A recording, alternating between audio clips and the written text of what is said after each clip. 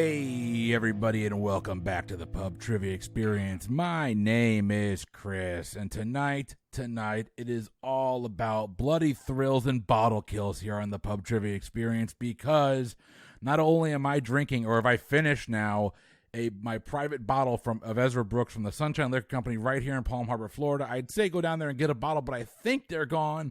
Phenomenal pick. But we have got a wonderful game of horror movie trivia.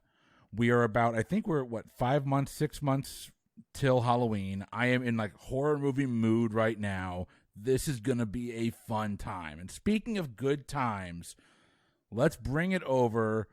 Well, it's Alabama, but let's bring it over to Huntsville, Alabama. Mike, my friend, how you doing? What you drinking?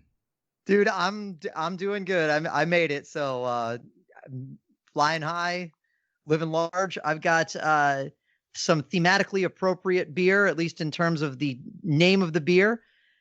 This is from Oscar Blues Brewery. It is Death by Coconut. Ooh. Pop this puppy open. It is an Irish-style porter brewed with coconut and chocolate, and it is absolutely delicious.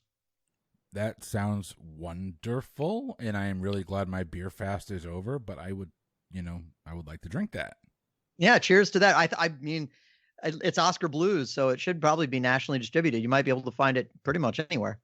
Well, speaking of being able to find it pretty much anywhere, we are joined by a friend of the show, and honest to God, not only like one of my favorite guests we ever had, but like his podcast is phenomenal. We have got Scott from the Benchwarmers Trivia Podcast. Scott, how you doing? What you drinking? I am good. Thanks for having me back on. This is going to be a good time. As soon as you let me know it was horror movie trivia, this is right up my alley. I grew up with the stuff, so I'm hoping I'm more of a Jamie Lee Curtis than a Drew Barrymore tonight. But I guess time will tell based on that. But I'm good. Due to minor medical reasons, I am currently not drinking alcohol, which kind of sucks because I really owe you payback, Chris, from when you appeared on my podcast and got drunk towards the end. But towards the end. Yeah, we were both drunk pretty with the fair amount of time left. Yeah. Yep. But that's next time. Once I lift my my no alcohol, I'll make sure to pay you guys back. What else? Yeah. As Chris mentioned, I am one of the voices of the Benchwarmers Trivia Podcast. We are a sports trivia podcast. You can find us wherever you get your podcast. It's a lot of fun. We've had both Chris and Mike on previously. We had a great time. Go and find that episode. And if you like that one, listen to a few others. We just hit 25,000 downloads today. Awesome. And we are coming up on our 1 year anniversary next month. So we're pretty excited about that. That's amazing. Good job, guys. Yeah, Good that's job. Great. Well, you've met the contestants. Let's meet our quiz master for the evening. To my left, in the black trunks with the red trim, my lovely wife, Leah. How you doing, babe? What you drinking? What does that mean? I was doing my best Michael Buffer impression. It just didn't work. I don't know what any of that means. It's God. like you're speaking a different language to me. Okay, so I'm doing great. I am drinking, so this is the first time I'm busting this open. Over Christmas, Chris had some kind of like Advent calendar thing with little shot glasses of bourbon. I think they were all Jim Beam flavored bourbons. And so he had one over Christmas and he's like, oh, you've got to try this. You're going to love this. And it's, I did. And he ended up getting me a whole bottle of it. So it's the Jim Beam, Red Stag. So it's black cherry liqueur infused with Kentucky straight bourbon whiskey. So it's great. I mean, you add cherry to anything and I'm probably going to like it. So I'm actually mixing it with, it's like Publix branded Diet Coke. Oh, no, we don't go cheap here. That is Winn-Dixie brand Diet Czech Cola. Yeah, so Winn-Dixie brand of Diet Coke. So yeah, and it's great. I'm loving it. Well, Leah, you are the quiz master tonight. Tell us what we have in store for our listeners. So tonight we will be doing horror movie trivia.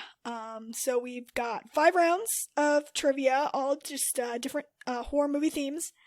And I've got a little pregame to get you guys started. And then at the end, we'll have our customary wager round where I will give you 3 questions and you'll get to wager the points that you've earned during the game. And we will crown a winner at the end of this thing.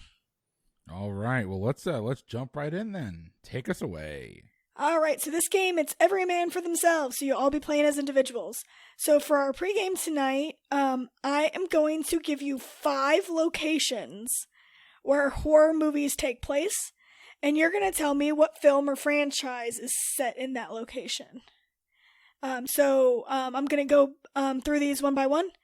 And when you know the answer, or you think you have an answer, you can just say locked in, and then the last person remaining is able to talk it out. I'm assuming these are 2 points each? These are 2 points each. Yep, All right. Absolutely. Perfect. All right, so your first location is Derry, Maine. Locked in. Locked in. And this is where I think that's, I was like, I know it's a Stephen King, but I couldn't think of which Stephen King, but I'm pretty sure it's It. So I'll lock in with It. All right, Mike locks in with It. Scott, what did you lock in with? I also locked in with It. I might be in the minority. I actually prefer the Tim Curry originals to the remakes. All right, and then Chris, what did you lock in with? I locked in with It as well. I do like the Tim Curry original, but for some reason the new one, the first one especially with the kids, I thought was phenomenal. The second one was just very, very long. But no, it's definitely Pennywise. All right, and the answer I was looking for was It. So nice job, everyone picks up points. But to provide you guys with a little bit more fun facts, I would have actually accepted about 7 different answers for this one because apparently that's why I hesitated. It's located in a lot of things. So it's It. Insomnia is also located in Derry, Maine. Bag of Bones. This is all according to Wikipedia, by the way. Bag of Bones. The Road Virus Heads North. Dreamcatcher. Fair Extension. 11/22/63, which is another Stephen King one, and then Secret Window. Secret Window, Secret Garden. I don't know what that means. I don't know if that's the entire title, but it did not have a hyperlink to it, so I couldn't really research it. So I would have accepted any of those, but It obviously is the most famous one in Derry, Maine. So nice job, everyone. All right. So your second location is Haddonfield, Illinois. Locked in. All right, I'll lock in. Mike. Ooh, gosh. Haddonfield, Illinois. Yeah, it's Haddon Field. Yeah. Gosh, that rings a bell, but I am drawing a total blank. I'll just say the Night of the Living Dead and that series of movies, because I'm just drawing it. It sounds familiar, but I'm drawing a total blank. Okay, Mike says Night of the Living Dead. Chris, what did you say? That would be the home of Laurie Strode in Halloween. All right, and Scott, what did you say? Yeah, it's this one of my favorite movie franchises. Definitely Halloween. Nice. Well, the correct answer is Halloween. It's from the Halloween franchise. I didn't know how hard that one would be because I'd never heard of it, but I guess I knew I'd seen it somewhere. I just can't remember. Okay, so your third one is, now this one I'm really going to butcher, but I'm going to try my best. Cuesta Verde? Cuesta? Cuesta Verde? Cuesta Verde, California. And this originally was in a 1982 film. If that helps at all. It does. I can lock in. Yeah, keep giving the years. That's going to help me a lot. I can do that. I actually had the years for all of them. I just forgot to say for the first 2. Oh, no worries. I will begrudgingly lock in. Okay, Scott's locked in. Chris? Oh, you're going to make me talk this out? Damn. What you thinking about? There's 2 that kind of come to mind, and they're vastly different. The first one that popped up was The Hills Have Eyes, but I don't think that's right. That strikes me. The original I think is earlier than that. The sequel, the remake is later. And I don't think you'd ask a question about The Hills Have Eyes. I don't think you've even heard of it. I think what I'm going to end up going with is Poltergeist, because that does sound like a place where you would move the headstones but not move the bodies. So Poltergeist? Question mark? I don't know anything about what you just said as your explanation. All right, so Chris is locked in with Poltergeist. Scott, what did you say? I was not sure on this one. It sounds vaguely familiar, but I'm just trying to think more about the year. So I locked in with Nightmare on Elm Street. Maybe Elm Street is in Cuesta Verde. All right, so Nightmare on Elm Street. And then Mike, what did you say? I actually also locked in with Poltergeist without the question mark. Okay, so with more confidence. Awesome. All right, so their correct answer is Poltergeist. I thought that was West Coast, but there's this scene from The Hills Have Eyes, at least the remake, that's out in the West. It's out in the middle of like the desert, and that's kind of why I thought that went too. I initially thought that, but then I didn't think 1982 fit for the year, so I dismissed that one. Earlier, actually, it must have been later though, because it would have come out after Nightmare, right? I don't know. It seems like a 70s movie. Hills Have Eyes is 2006, so I'm assuming. No, that's the one with. No, that's the remake. So the original was 1977. Okay. I was thinking it was late 70s. Yeah. The remake did have Emile de Raven from Lost, and it was in New Mexico, is where that one took place. So, and California a little bit too. So cool. All right, so we've got two more. So your next one is Woodsboro, California, 1996. Locked in.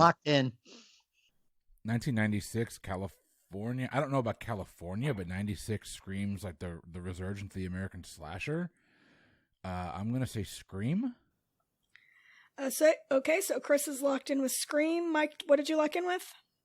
Yeah, I locked in with Scream as well. All right, and Scott, what did you say? Yeah, I didn't need a year for this one. Woodsboro is definitely the home of Sidney Prescott and her friends. This is Scream. Yeah, the whole book is like about the Woodsboro murders. That what's her name? Gail Weathers does and stuff like that. So. You said 96. I'm going. The only two movies around that time I know is Scream, and I know He Did Last Summer. I know He Did Last Summer was taking place on the dock somewhere, so I went with Scream. on a dock, maybe near Derry, Maine. Well, maybe. And that's going to go into question number 5. That says which movie takes place on a dock. Does it really? No, I'm just kidding. It could be Friday the 13th. It could be I Know What You Did Last Summer. Jaws. I wasn't sure if I did not include a Jaws question in here, BT dubs, but it was on a lot of horror lists, and I was like, "Is it horror?" Jaws I guess it is. A horror movie. Yeah. Jaws is definitely a horror movie, but any question about it, it's unfair when Chris is involved. Right. It's only my number 2 or 3 favorite film. Right. All right, so your final question in the pregame is Springwood, Ohio, 1984. I'll lock in. I'll begrudgingly lock in with a wrong answer. All right, so Scott, you get to talk it out. I'm wondering if I go back to the well with Nightmare on Elm Street here. Springwood sounds familiar, and 1984 sounds about right. So I will once again, hopefully I don't go 0-2, but I'll lock in with Nightmare on Elm Street. All right, so Scott says Nightmare on Elm Street. Chris, what did you say? I'm hoping it's one of the best final scenes in horror movie history, and I went with Sleepaway Camp. Sleepaway Camp. All right, and then Mike, what did you say? I went to the same well as Scott did before, and I said Nightmare on Elm Street. Yeah, that's probably right. All right, well, your correct answer is Nightmare on Elm Street. Nicely done, you guys. So if I'm tallying all this stuff up, I think each of you guys got 4 out of 5 correct? Mm-hmm. That sound right? All right, awesome. So you guys are all leaving the pregame with, what's 4 times 2? 8? 8 points each. Nice job. You work in a school. I don't do math at a school. I work at a bank, and I don't do math at the bank, so I get that. All right, so that leads us right into the game. So round 1, there'll be 3 questions in this round, and the category or the theme of the round is Name That Movie. So for each question, I'm going to give you like a 1-line kind of synopsis of the movie, and you're going to tell me what movie I'm talking about. All right, so question number 1. The villain terrorizes a ship and nearly sinks the franchise in what sequel that feels like self-parody without the charm? So we're doing horror movies, not horrible movies, right? This can't be Speed 2. Yeah, no, this is... My first thought was Speed 2. That's right, Cruise Control, baby. Yeah, that was my first thought too. But no, I think I can lock in. Okay, Mike is locked in. Just because I'm interested in what's going on in Chris's mind, I will lock in. All right, Scott's locked in. So Chris, tell me. Okay, so I'm thinking of like the horror movie franchises. So it's not Nightmare. It's not Nightmare.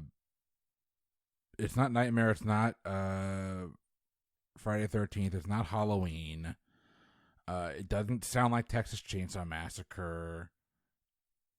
It's not Saw. It's not Hostel, even though that's only 3 movies, not really a franchise. So I'm trying to think, like, what are the other big franchises that are out that I haven't named? It doesn't sound like Reanimator. It doesn't sound like Hellraiser. Like, what would be so bad that it was almost seek a franchise that's not Season of the Witch? That's what I'm trying to think of, because that's the 3rd Halloween movie. Technically, Nightmare on Elm Street 2 almost sank that franchise because that movie is terrible. I think I might.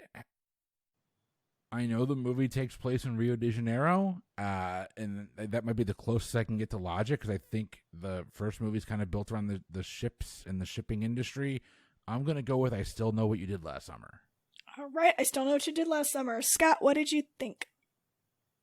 So I had to just go with the only franchise sequel that I can think of that takes place mainly on a ship, even though that's not in the title or anything, and it wasn't really supposed to be the biggest part of the movie. I locked in with Friday the 13th Part 8, Jason Takes Manhattan. Oh, I didn't think about going that deep. Yeah. All right, and then Mike, what did you say? Well, I may be way off base, but I picked up on the word charm. And then I thought ship, but doesn't necessarily have to be in the water. It could be in space. So I said Leprechaun. I believe it's 4, Leprechaun in Space. All right, so the answer we were looking for, Scott was spot on. It is Jason Takes Manhattan, which is, I would have also accepted Friday the 13th, Part 8. This 1989 film has an 8% on Rotten Tomatoes.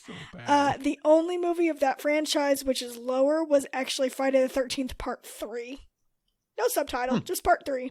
And that was released in 1982, which I think is the one that we all, like, he got that iconic look that we all know. And that's really the only thing people remember about that movie. Yeah, he loses the burlap sack, yeah. That one was in 3D, so Ooh. I think that's why it kind of did badly, and it was received poorly, because 3D movies were not the rage back then, so they tried to do something that was a little bit ahead of their time, and I don't think it was received very well. But interestingly enough, about Jason Takes Manhattan is Elizabeth Berkley was actually supposed to star in that movie. Oh, wow. No way. Yeah, she actually auditioned. She was supposed to star in that movie, and I think she ended up taking some other smaller role in a different film.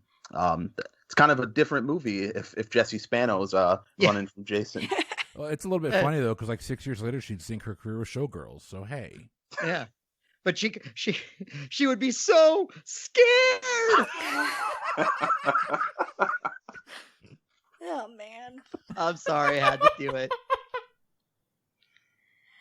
All right, well, Scott will pick up 10 points for that question. Oh, by the way, each of these questions are worth 10 points. In the regular Scott. game. Nice pull, Scott.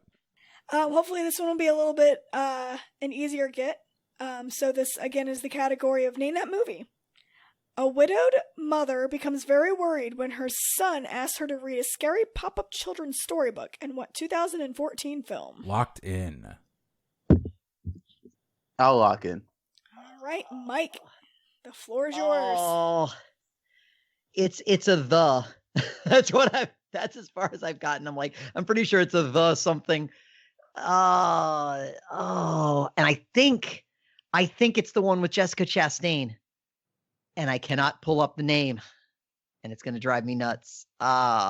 It's I keep saying it's like the, and then like a C word, not like the C word, but just I feel like it begins with that's what I have in my head.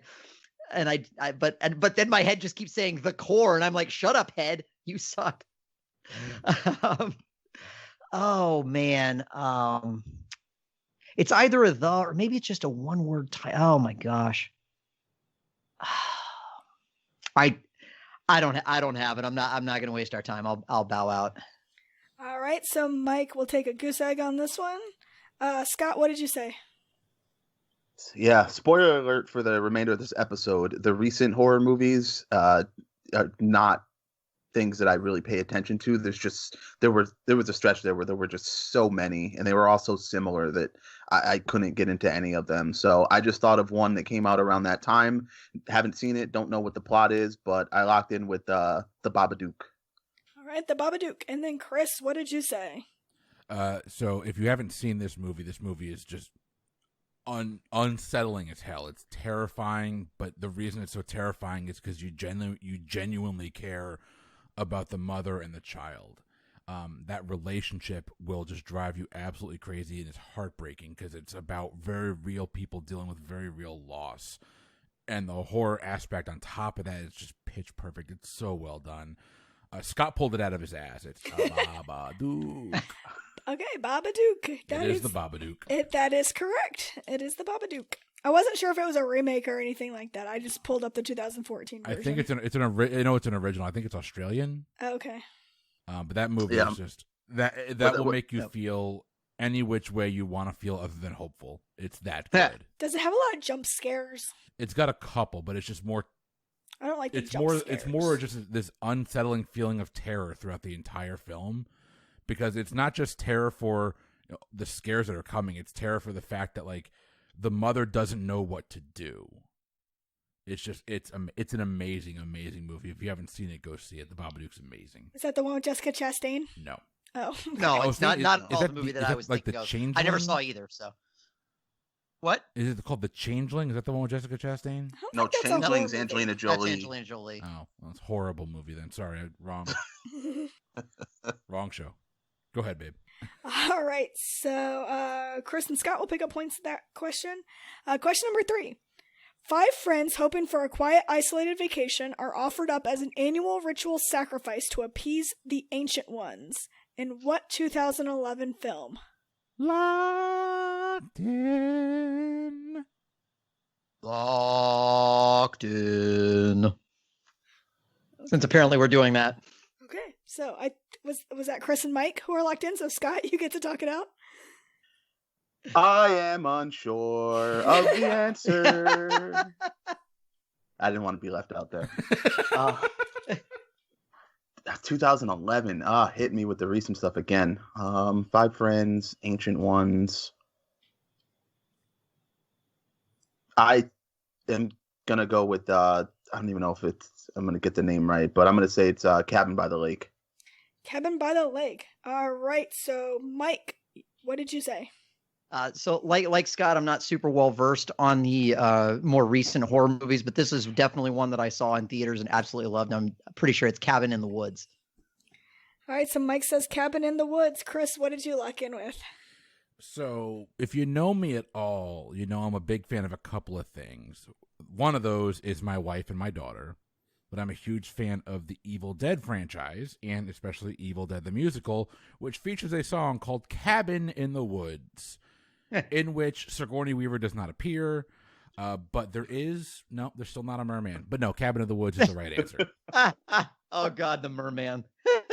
All right, well, there's a lot of things that Leah is also a fan of, and Chris Hemsworth is one of them, so she definitely went and saw this movie, and it was one that she, I'm not a horror movie person, but it was one that I actually thoroughly enjoyed, and the answer is Cabin in the Woods. Can I suffice to say that Chris Hemsworth crushed it? Ooh. Oh, so sad. And I also wanted to sing Cabin in the Woods, ooh, from the... 5 college I students put on the our way damn to cabin an in the wrong abandoned cabin location. in the woods. Oh, yeah. There was a lake. Yeah, You were close. There was definitely a lake in that movie, and there were definitely bad guys who came out of the lake. All right, so let me see. So after that round, it looks like Chris has 28 points, Mike has 18 points, and Scott has 28 points. All right, so our next round is going to be in directors. All right, so question number 1. J.J. Abrams gave which of his films the tentative title 1/1808? Oh, I am so locked in. I can also lock in. All right, Scott's locked in, Mike's locked in, Chris? So I'm assuming when you say J.J. Abrams gave one of his films, I'm assuming that's the I'm assuming he's the director of the movie, given that this is directors. And the problem is, like, where that leads me to is not a J.J. Abrams film. I think J.J. produced it, but it was directed by Matt Reeves. So I don't think it's that. Like, what are the horror movies I know J.J. has directed? The only one that comes to mind is Super 8, but I don't count Super 8 as a horror movie. J.J. did not direct Cloverfield, though. Matt Reeves directed Cloverfield. And there's got to be something here I'm missing. There really has to be something here I'm missing. Although Super 8 is a very dark movie. It is. I don't know that I'd classify it as a horror movie. I guess it's suspense. But I feel like Super 8's later. Because J.J. came off of Lost. He did Mission Impossible 3, the best of the Mission Impossible films. I thought he went from there directly to Super 8. Yeah, I'm going to say Super 8, and if I'm wrong, I'm sorry, but I'm going to say Super 8. All right, and I'll give you, I'm going to, yeah, that's my fault. Is it Cloverfield? Yeah, it's Cloverfield. Yeah, it's definitely directed by Matt Oh, Reeves. yeah. Yeah, I know. 100%. And I guess because J.J. Abrams is a director, so that's why I put him in the category of directors. I wasn't paying attention to if he specifically directed that specific movie. But you know what? I'm just gonna call that one a wash, and we'll eliminate that one in there. Well, I mean, it's up to you. I'm confident that Scott and Mike also locked in with Cloverfield. It's We- one of my absolute favorite movies. Mine too. Absolutely. No, but that was not. JJ was a producer on that, but that was directed by Matt Reeves, who is now doing The Batman, Yeah. which I'm very excited for. Yep. He also did the Planet of the Apes movies, which are phenomenal. And I don't have an alternative director question, so we're just gonna only have 2 director questions in that round. That's fine. Well, Chris, the only reason I didn't know whether JJ directed it or not. I just remembered it from the trailer that his name was all over the trailer. That's Right, why. like it was like his baby. Like he created it Right. like Can from you scratch. validate that Matt Reeves directed it? Matt Reeves did direct it. Okay. Yeah. He had the big name. Oh, it was So they totally a used marketing. that. Yeah.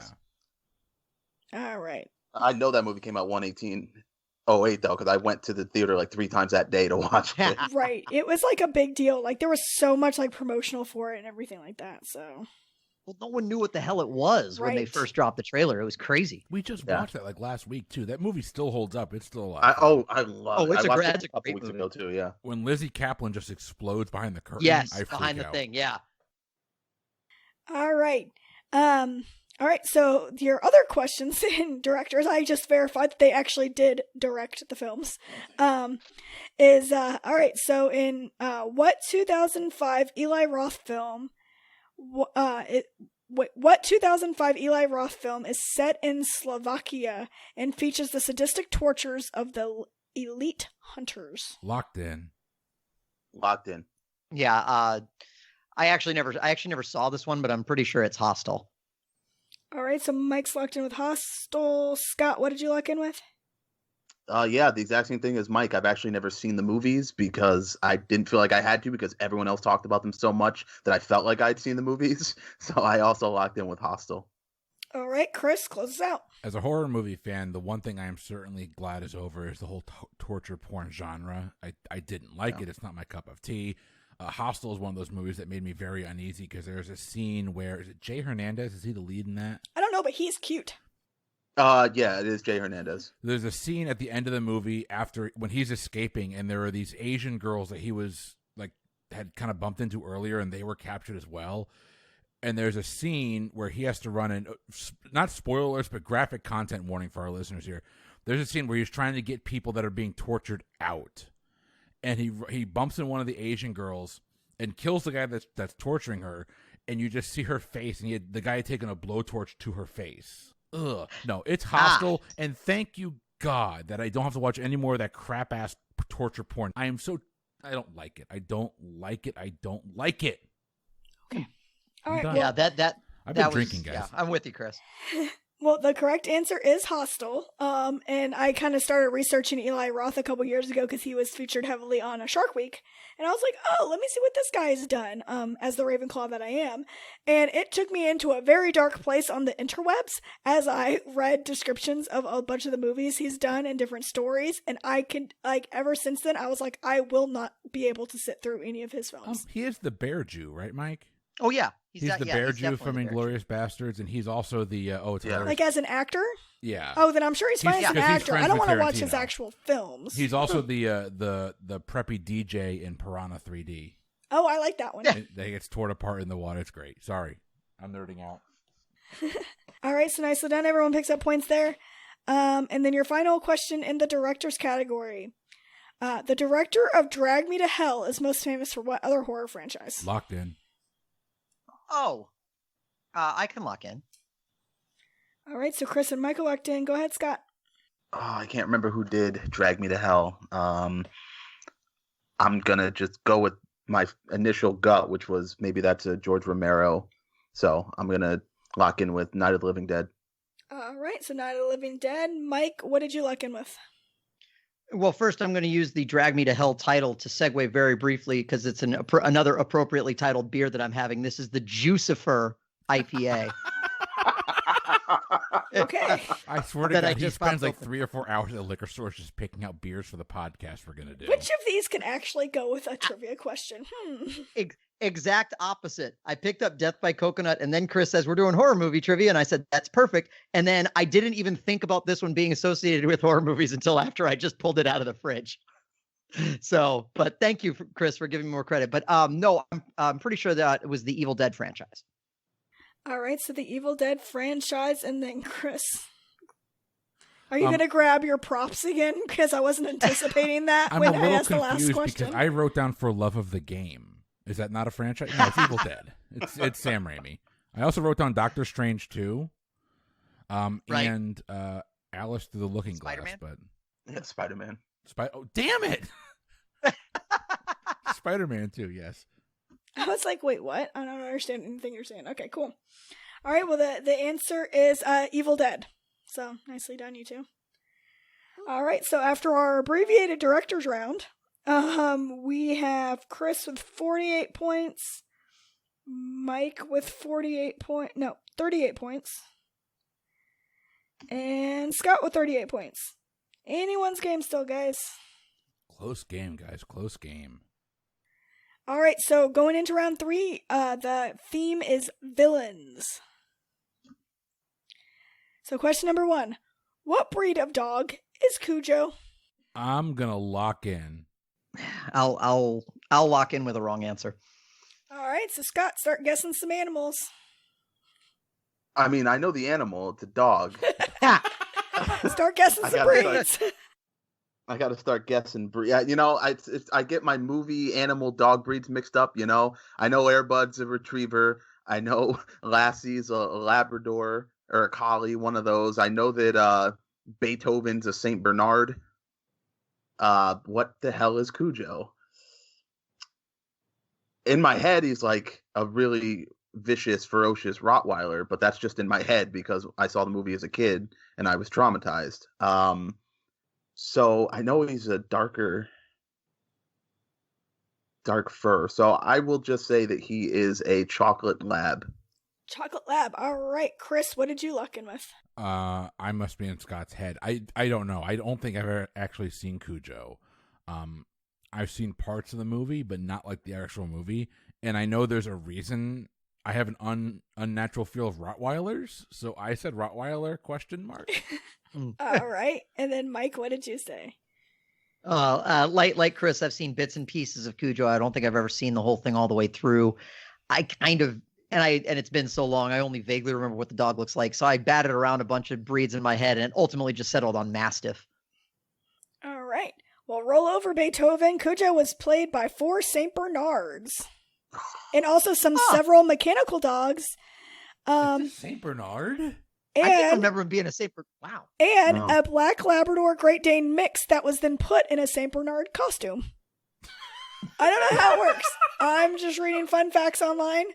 But Cujo, I guess in the book maybe, Cujo was a St. Bernard, and in the movie he was played by 4 St. Bernards, several mechanical dogs, and a black Labrador Great Dane mix in a St. Bernard costume. That's what my research tells me. Holy crap. I wonder if all the rejects that tried out and auditioned for Cujo and didn't get it got Beethoven. Maybe, yeah. When did Cujo come out? Mid 60s. There you go. Mid 80s. Mid 80s. Okay, Yeah, and Beethoven was like Beethoven. early 90s. Yeah, those St. Bernards had to go to the casting couch. Yeah, No. that was great. Whoa. Yeah. I am not watching that movie, sir. Nope. All right, so no points there, but that's okay. We'll bounce back. Question number 2. Charles Lee Ray is the full name of what iconic villain? Locked Locked in. in. So I think that was Scott and Chris locking in. Mike? Charles Lee Ray. Oof. I genuinely have no idea. The first name that popped into my head was Leatherface, so I'm just going to say Leatherface. All right, so Mike locks in with Leatherface. Chris, what did you say? I shouldn't have locked in so quickly. I should have taken time to think about it because I don't know that you'd ask 2 questions about the same. But I think what got into my head is it's Charles Lee Ray and Jackie Earl Haley are 2 3-word names. I locked in with Freddy Krueger. Okay, so Chris says Freddy Krueger. Obviously not a right answer. All right, Scott, what did you say? I have the correct answer, but let me summon the spirit first. Are Dude Dumbala. It's Charles Lee Ray is Chucky the doll.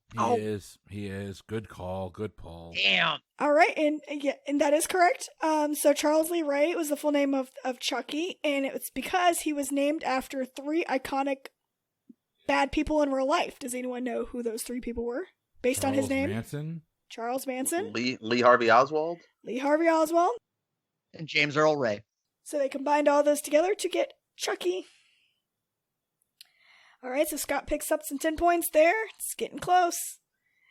And then your final question in the villains round. The demon Pazuzu is the main villain who possesses the character of Reagan in what film? Locked in. Pazuzu. Oh, locked in. All right, so Scott, it's up to you. I hope this is The Exorcist. I'm gonna lock in with The Exorcist. All right, so Scott says Exorcist. Mike, what did you say? The highest grossing film of 1973, The Exorcist. All right, and Chris? Well, when I heard that fact, I almost spit pea soup everywhere. It's definitely The Exorcist. All right, it is The Exorcist. Nicely done, everyone. So after round 3, it looks like Chris has 58 points, Scott has 58 points, and Mike has 48 points. Good, I didn't make this game too hard. I'm very excited. No, get a little bit difficult. I'm enjoying this a lot. No, I think they're pitched perfect. All right, so your next category is in actors. I'm out. Yeah. All right, so question number 1. Kevin Bacon stars in what 1990 film about a group of people fighting for survival against giant worm-like monsters hungry for flesh? Oh, I am back in and I am locked in. I love this movie. Never seen this movie. I'm also locked in, and I also love it. So, Mike? I'll be honest, I was just waiting for everybody else to lock in so I could quote my favorite Kevin Bacon line from this movie. Fuck you! Not you, Leah. It's just when he says it to the worm. It's absolutely fantastic. No, this is Tremors. Okay, so Mike says Tremors. Scott, what did you say? Over and over and over again as a kid. I don't know why, but I was allowed to watch this movie. This is absolutely Tremors. All right, and Chris? It's Tremors. It's so good.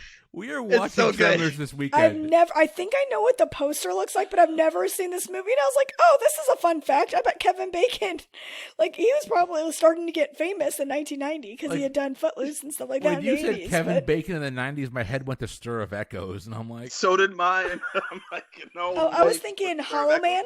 Wasn't he in Hollow Man? He was in... Was he in 13 Ghosts as well, or is I that don't Tony know. Shalhoub? I don't even know. No, I think he was, yeah. Tony Shalhoub's definitely in 13 Ghosts. I just assumed Kevin Bacon was like a minor character that was like who got killed off pretty quickly, No. and that's okay. No, it's Kevin Bacon in literally the tightest jeans you've ever seen. Ooh.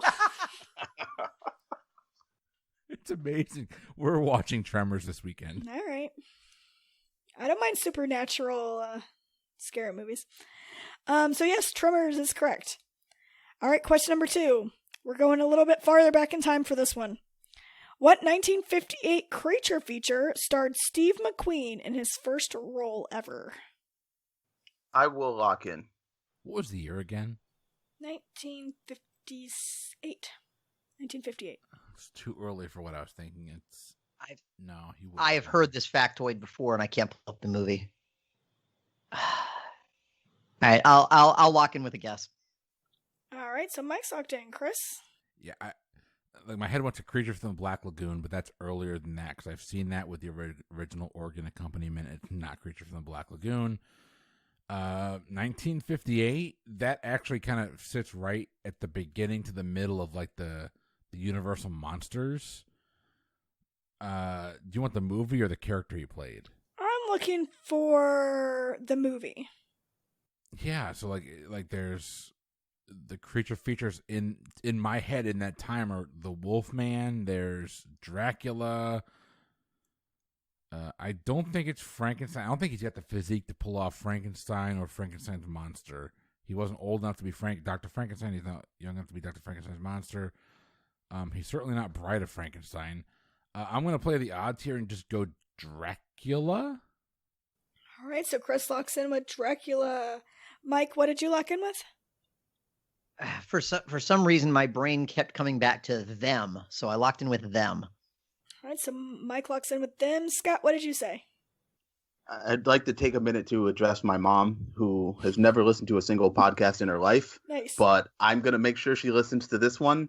Mom, if I get this wrong, I'm so sorry. Mom, if I get this right, thank you so much. I locked in with The Blob. Hi, Scott's mom. I almost said The Blob. Yeah, so your correct answer is The Blob. Yeah, thanks, Scott's mom. I'm not familiar with the 50s version. Scott's mom, that's awesome, by the way. Scott, the fact that she let you watch, that's amazing. All right, so Scott's going to pick up 10 points there. And then question number 3. Which horror film actress slept in bloody clothes for 3 days to nail the look of a gory scene? I'm actually going to lock in. You know what? I'm going to lock in too. All right, Mike's locked in. Go ahead, Scott. Wow, you guys are scaring me with the quick lock-ins. I'm trying to think of what movies would have really, really bloody scenes that would entail having to kind of stay in that wardrobe so long. And, actresses, horror, your mind immediately goes to Jamie Lee Curtis, but the horror films that she were in weren't very gory. So I don't think it's her. What I'm seeing in my head is the end scene from Texas Chainsaw Massacre when she's riding in the back of the pickup truck and she's covered in blood and she's screaming. But I have no idea who that actress is, so that doesn't help me at all. So I'm trying to. What else? What other movies have a lot of gore in them? And I'm not sure, so I'm going to throw out a super random guess because people sleep on this movie and Jordan Peele's remaking it, and that's going to be exciting. So I'm going to say it was Virginia Madsen from Candyman. All right, so Scott's locked in with Virginia. Chris? First of all, if you haven't seen the original Candyman with Tony Todd, like what the hell are you doing with your life? That movie is amazing. Seriously. That movie is amazing, and I'm really, really looking forward to the Jordan Peele version of that. I was just trying to think of iconic scenes that involve characters being covered in blood, and my head goes to Sissy Spacek from Carrie. All right, so Sissy Spacek is Chris's locked-in guess, and then Mike, what did you say? I was going to say almost verbatim what Chris just said. That's ultimately what popped in my head was that picture of her covered in blood from Carrie. And so I said the woman who was almost Princess Leia before Carrie Fisher and her essentially swapped roles, and said Sissy Spacek. That's got to be it. All right, so the correct answer is Sissy Spacek. Nicely done. She did not want to risk breaking continuity, so she's just slept in bloody clothes for 3 days while filming that prom scene. So, it's gross, but yay for her. I'm not a fan of that movie. Am I the only one? Yeah, I don't like it either. It's fine. It's okay. Yeah, I understand why it was made a big splash for its time, but I don't know if it holds up as well. Except for the very ending shot, which is great. Right. Well, I just watched the beginning and then I have to turn it off because I don't like it when people are mean to each other. So it makes me sad. That's why Leah hasn't seen Mean Girls. I actually don't. I won't watch that movie. I know the iconic quotes because everyone in my generation talked about, like females especially, talk about that movie, but I have no desire to watch Mean Girls. Oh, Leah, it's so fetch. Mike, stop trying to make fetch happen. I just know you wear pink on Wednesdays. That's the thing. Okay, so going into our final round before our final round. So our final regular round. The scores are Chris was 78, Mike was 68, and Scott was 78. All right, so this last category is going to be in plot points. So I'm going to be looking for specific moments in these movies or just specific questions about specific parts of these movies, and you're going to tell me what they are. All right, so I'll start you out with an easier one. In what state was the Amityville Horror House located in? In the movie or in real life? It's both. Okay. And this is your easy one? Yeah. I'm going to lock in. So Chris is locked in? I guess I'll lock in. I don't know if I'm going to come up with anything better. All right, so Mike is locked in. Scott, you get to talk about geography and stuff. Actually, so I tried to do my best Lady Gaga here and have a poker face on because I think this is New York. I figured if I locked in quickly, they might catch on to that. Nice. So my a little bit of strategy went into this, but my answer is New York. All right, so Scott says New York. Chris, what did you say? So this is a little bit of a current event because the guy that this is based on, terrible story. But the guy that the legend of Amityville is based on, recently passed away in prison, and so that's why I assume. Holy cow! I just looked that up. He in the last 2 weeks just passed March away. 12th. Yeah. And I couldn't. I was going back and forth in my head because I knew it was New England, and I didn't know if it was, even though New York's not New England, I didn't know if it was New York or Connecticut, and I locked in with Connecticut. All right, Chris says Connecticut. Mike, what did you lock in with? I knew, or I felt like it was that region as well, and my brain just wouldn't let me get away from New York, so I ultimately locked in with New York.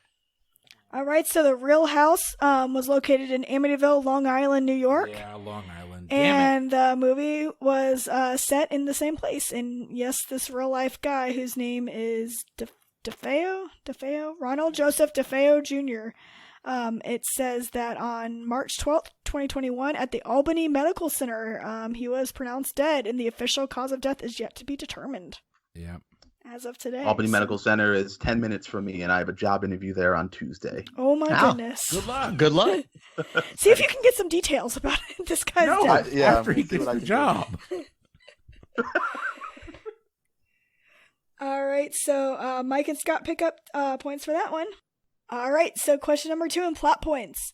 In the movie Invasion of the Body Snatchers, what common daily activity are the survivors most afraid of doing? So in the movie Invasion of the Body Snatchers, what common daily activity are the survivors most afraid of doing? I will lock in. All right, Scott's locked in. Mike and Chris. Yeah, I think I'll lock in too. Just to make Chris talk it out. All right, honey, it's your turn.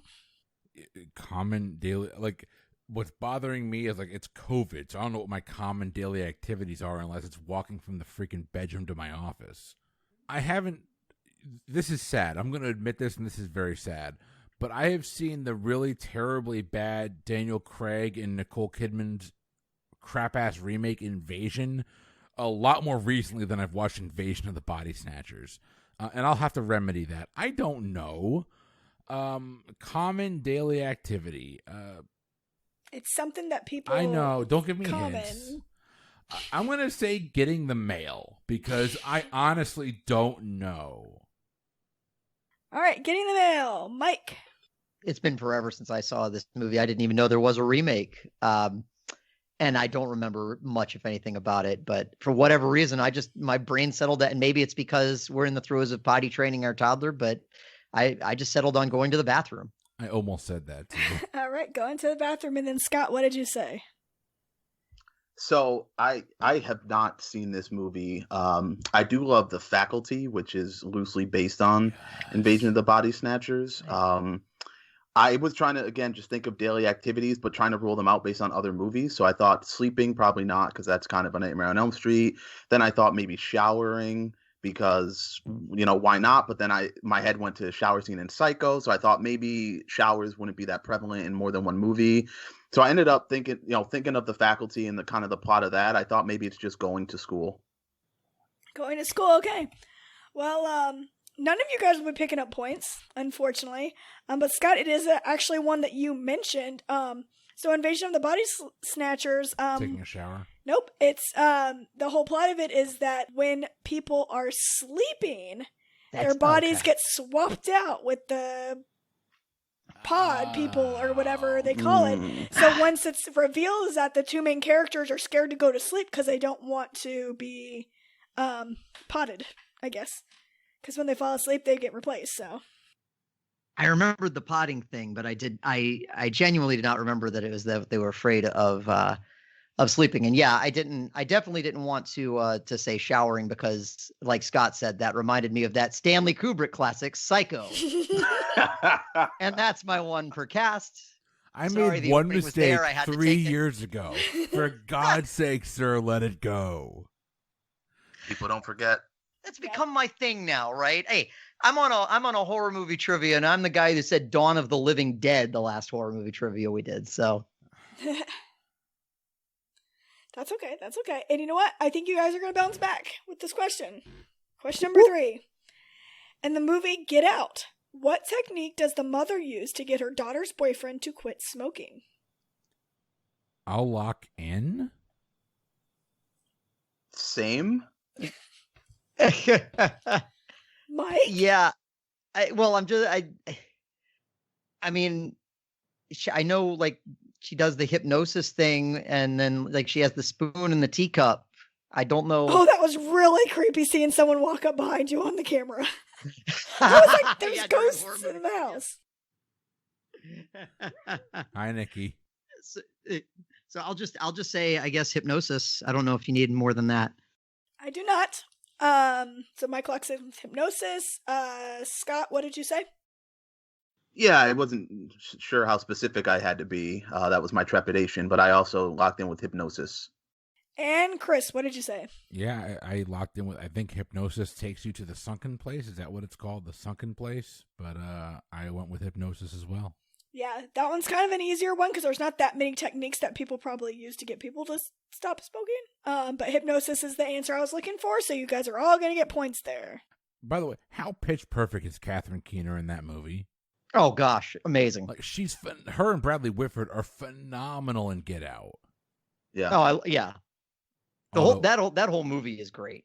It's yeah, I love that movie. It still scares the crap out of me. Yeah. All right, boys and girls, we have reached your final round, the wager round. We're all boys here. Oh, okay, boys, fellas. Yeah, Nikki stuck her head in, but then she left. So how the wager round works is that I am going to give you guys the categories of the 3 questions. I'm not going to read you the questions, just the categories. You can use any of the points you've accumulated during the game to divide any way you want through the 3 questions. You can wager all of your points. You don't have to wager any points or anywhere in between. You can do with it what you want. And then at the end, we'll go over the answers and your wagers and hopefully crown a champion. If not, I've got a stack of horror trivia cards behind me. I will find a tiebreaker because, ladies and gentlemen listening, we have a tight game here. We've got Chris with 88 points, Mike with 88 points, and Scott with 98 points. And here are your 3 final categories. The first one is in plot details. The second one is in jewelry. And the third one is in actors. I think I can lock in my wager. Yeah, my wagers are locked in. All right, Scott, do you have ideas of what wagers you want? Yep, I'm just trying to figure out what the hell jewelry might be. I'm locked in with my wagers. All right, so question number 1 in your final is in plot details. What body part was the creature after in the 2001 movie Jeepers Creepers? Locked in. I'll lock in. I wrote down heart. I actually like this movie. I think this is one of those like creature feature movies that came out later, and it's actually a lot of fun. And Justin Long's actually a really good actor. I forget who plays the sister in that. It doesn't matter. Yeah, this is the problem with these podcasts. Like, my head goes on a rabbit hole to try and figure out who plays the sister, and not the answer to the damn question. So I think the end of the movie is when Justin Long dies, and if I'm remembering the end of this movie correctly, it's like a pan in on Justin Long's face, and his eyes are missing. And then I think the camera turns real quick to see the creature in his eye, and the eyes open, and it's Justin Long's eyes. I'm going with eyes.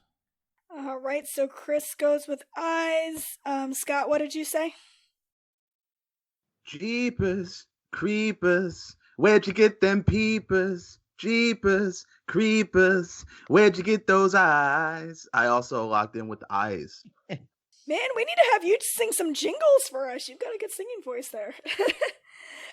Just my jingle voice. I jingle all the way. If you will. Nice. Right, Chris? It's better than Muppets Christmas Carol, that's for damn sure. All right, Mike, what did you say? Mickey's Christmas Carol, you ass. What did I say? I was the impartial host on that one. No, I remember seeing this movie, but and as soon as Scott sang the song, I was like, oh yeah, that was way more obvious. But I think that maybe it was just a little more on the brain because I'm sitting here drinking beer. But I saw the movie once, it was a long time ago. Remember liking it, but just don't remember much about it. And so I just locked in with liver. Liver, all right. So your second category is in jewelry. And here's your question. In Rosemary's Baby, the main character's off-putting neighbors become overly concerned with her pregnancy and gift her with a foul-smelling piece of jewelry filled with tannis root, which was actually meant for the film's satanic rituals. What kind of jewelry was it? I can actually lock in. And I'm going to need you guys to be specific on this one. As specific as you can be, I think. I will lock in. All right, so Mike, you can check. Yeah. I'll be honest. I've never seen Rosemary's Baby. It's always been on my list. I've just never seen it. Not just because of who directed it, though. That doesn't help. So I'll just lock in with the wrong answer. I don't have a leg to stand on here. Okay. Well, you can share your answer, Mike. I locked in with a locket. All right. So Mike says locket. Chris, what did you say? I locked in with necklace because I had no idea. All right. And then Scott, what did you say? Yeah, I'm not sure, Mike and I are on the same track here, but locket popped into my head first, so I just locked in with locket. All right, sounds good. And then your final question for the final round. This is an actors. Tippi Hedren starred in what Alfred Hitchcock film as the lead, Melanie Daniels, and also appeared in the 1994 made-for-television sequel that was not as well received. Locked in. All right, Mike is locked in. I will also lock in. Scott is locked in. You said Hitchcock, right? Mm-hmm. Not Kubrick, Hitchcock, yes. Well, what's bothering me is I know there was a made-for-TV movie version of The Shining starring Steven Weber. Steven Weber. I watched that version. It's not that. Oh, God. Love me some Steven Weber. I know that name, and I can't place a face to it, so I'm having a problem tying it to a Hitchcock film. So which Hitchcock films featured a predominantly female lead? And I think the one that comes to mind the most is honestly The Birds. I don't remember there being a TV movie of The Birds, but that does totally seem like a 1994 thing to do, so I'm going to go with The Birds. Okay, Chris says The Birds. Scott, what did you say? I'm going to shout out my mom again if I get this one right for having me watch it again as a kid. I also locked in with The Birds. Scott says the birds. All right, Mike, what did you say? You're muted, buddy. You're still muted. Thank you. So since Chris gets his story, I get my story, although it's actually my wife's story. My wife is scared of birds, and the reason that she is scared of birds is because she watched the movie The Birds at a tender young age, and while she was doing so, her mother snuck up behind her and went caw really loud and made her jump about 1,000,000 feet in the air. This is absolutely The Birds.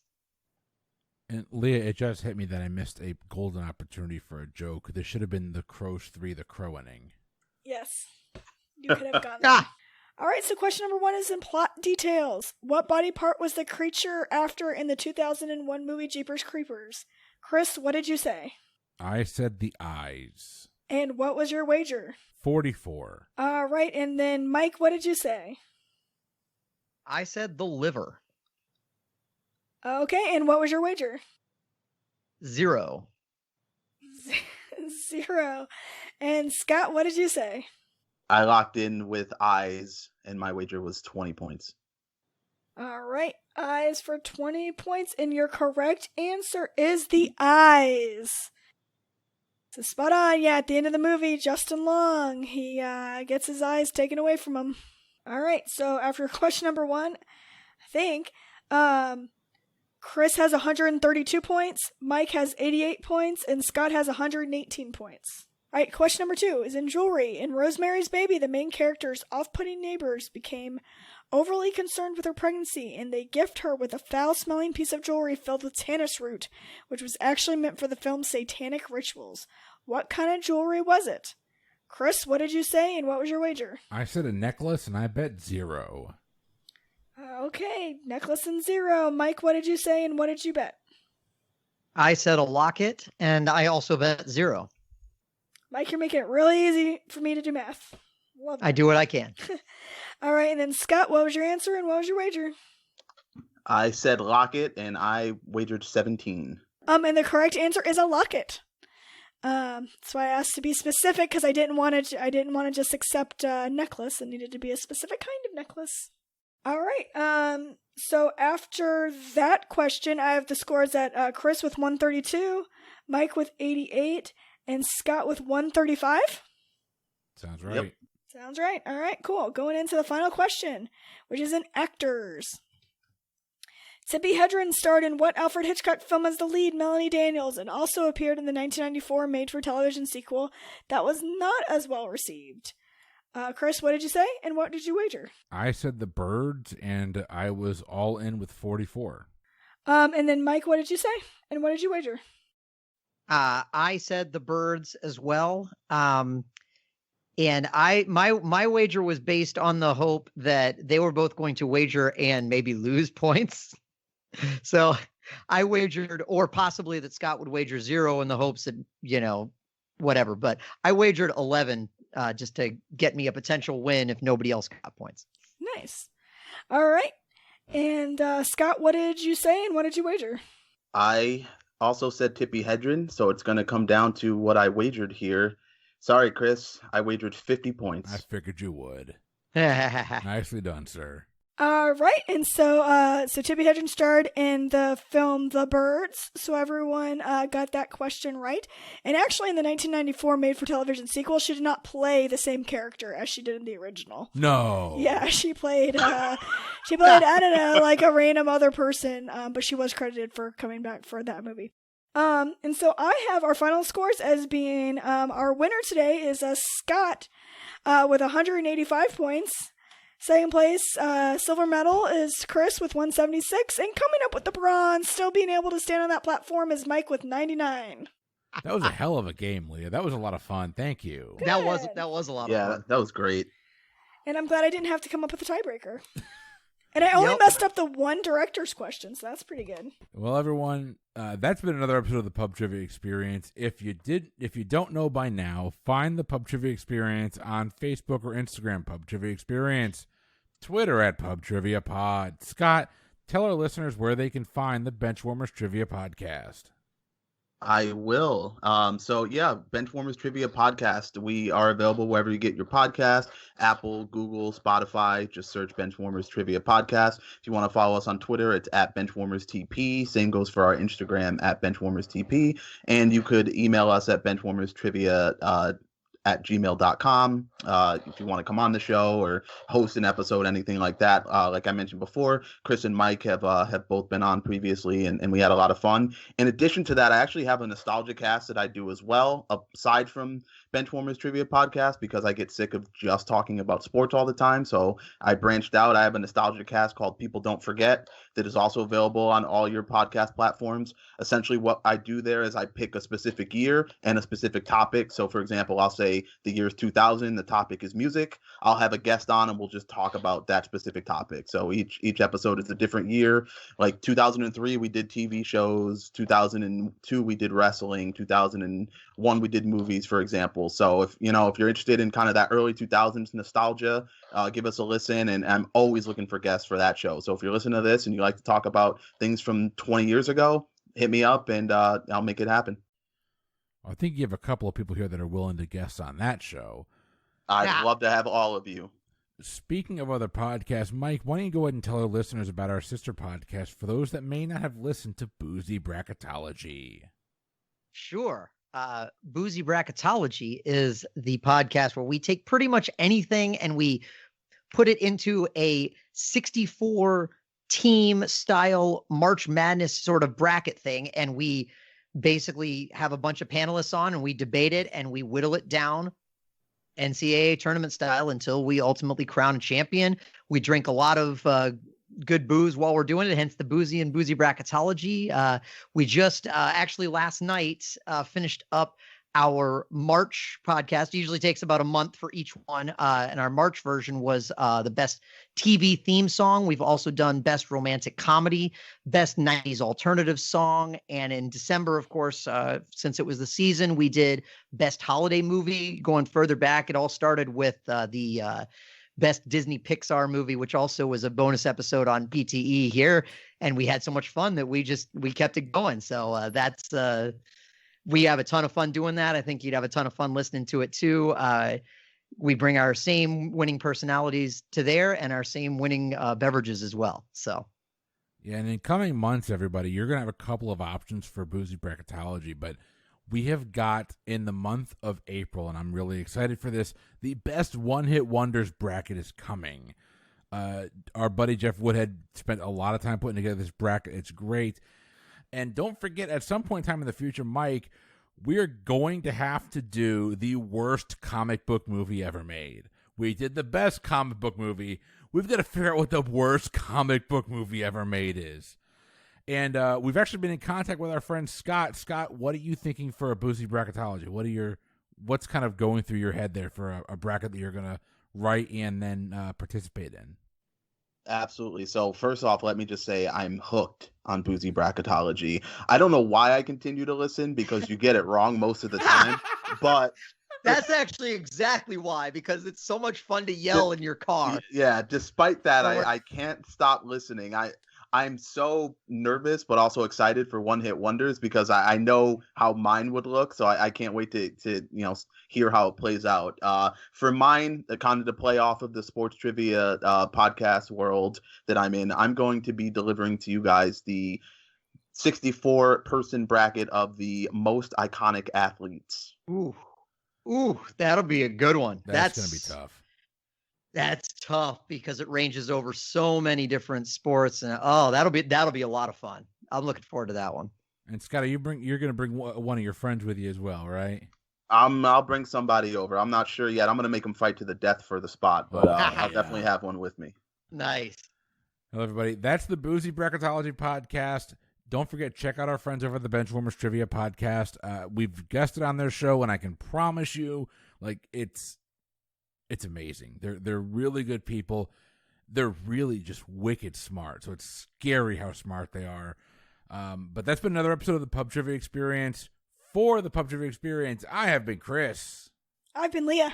I'm Mike. And I'm Scott. We will see you next week. Have a good one, everybody.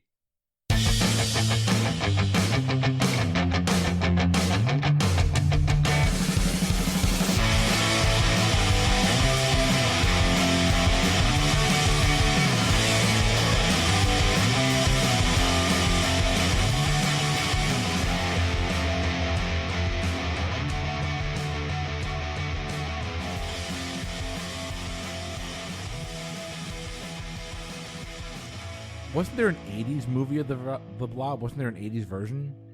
'Cause I think that's the one I think of. I think so. Probably was. Yeah, I mean, the 80s, they started remaking all of them, so. Yeah.